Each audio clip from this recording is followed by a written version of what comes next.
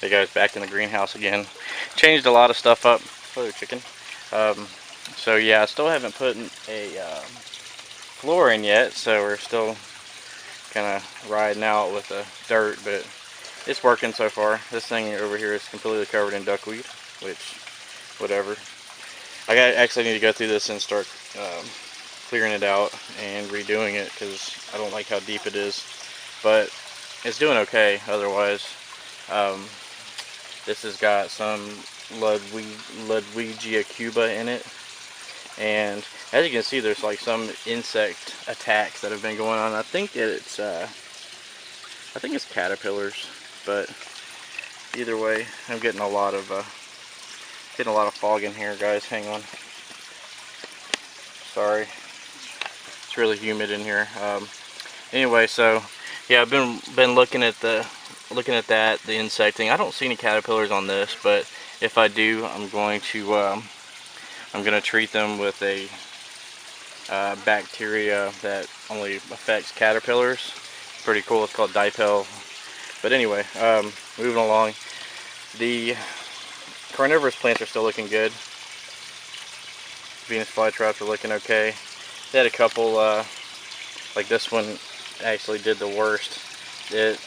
The chickens actually got up there and knocked it over, and they were like out of the pots on the ground for a couple hours. So this one took a beating, but as you can see, it came back. Like it lost a bunch of the traps, and then a bunch of them came back up. So it's making a good comeback. This one also same deal. It's making a good comeback. This one's already actually in good shape, so that one's happy. All of these look good. The pitcher plants are all healthy. These are the rubra. The smaller ones are the rubras that have all these tons of pitchers all over them, and then the big super tall ones are I think they're the Tarnock. Or no, actually instead of rubra, this is actually Scarlet Bell. I haven't ordered the rubra yet. It was out of stock, and I think I might be getting them next week though. Same deal over here. It's got some dwarf baby tears going over here, some mats, and then a couple growing like that. This is a new plant right here. This is Pogostemon stellata, regular leaf, and this is obviously it's immersed growth, but looks good so far. It's doing well, so I may end up getting more. This is our new project bed. This was our original first bed that we put in here, and I completely cleared it out, with the exception of there's some fry in there. You can see them. Kind of, I don't know if you guys can see them or not, but they're super tiny, and on the bottom, but I don't know. Anyway, but yeah, there's some fry in here. They're least killifish fry, which are a North American native fish. They're actually the smallest live bearer from North America, and they're tiny. They top out at about like 1 inch to 1.5 inches maximum, and they're super cool live bearers. So it's a nice breeding alternative to guppies. So anyway, so yeah, on this side, like I've got all these holders, and I've got I was gonna just put like some plastic, like some egg crate up, and just have these sitting on top of the egg crate, but I already had the substrate in here, so I just pushed all the substrate this way and then just stacked them on top of the substrate, and that way they have something to dig into with their roots. I left all these in the pots today when I got them, and I left them in the bags, and I did it for a reason. I think this actually helps them transition a little bit better, because that keeps a lot of the moisture in the bags. So, and it seems like there's a lot of moisture in these bags, so that's actually a good thing, because I've had an issue with them drying out a bit in here when they first come in.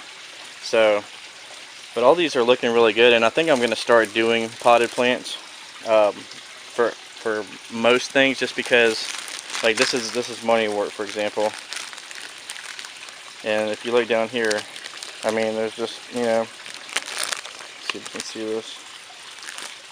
Yeah, so there's a serious root system going on down there. So that in itself makes me want to just do pots only.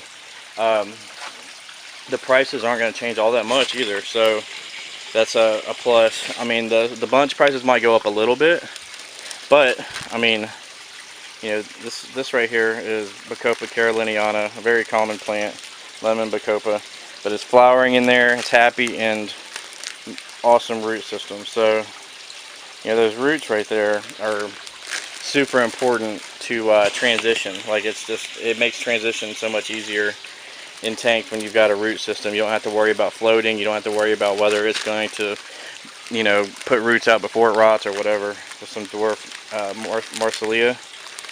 So I think it's Marsilea quadrifolia, possibly Carnata, but either way, something new. We got some broadleaf sag. This is Sagittaria chilensis, I believe. Or no, this one's actually Platyphylla, but chilensis is very similar to that also, so I'm probably going to mix those up constantly.